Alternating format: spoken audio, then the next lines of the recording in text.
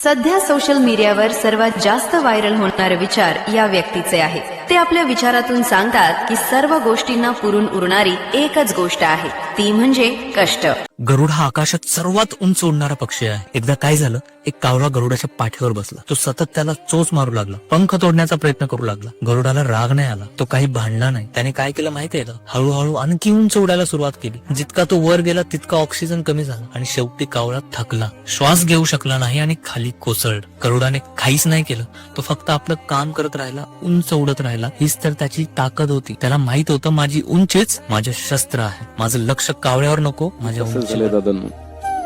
जोपर्यंत माणसाला तहान असते तोपर्यंत त्याला भरलेली पाण्याची बाटली सुद्धा जड वाटत नाही, परंतु ज्या क्षणी पाण्याची तहान भागते त्या क्षणी माणसाला रिकामी पाण्याची बाटली सुद्धा जड वाटू लागते.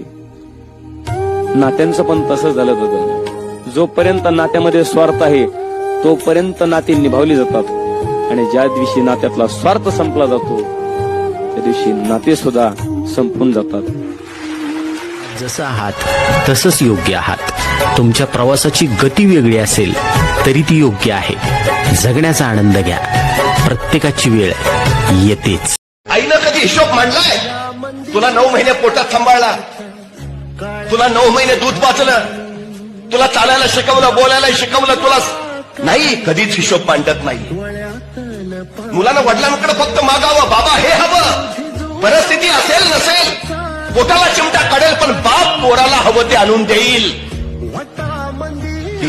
देणारा माता आणि पिता हा देणारा वर्ग आहे. चॅनलला सबस्क्राईब करा, बेल आयकॉनचे बटन दाबा, फौजी यांना लाईक करा व शेअर करा. थँक्यू.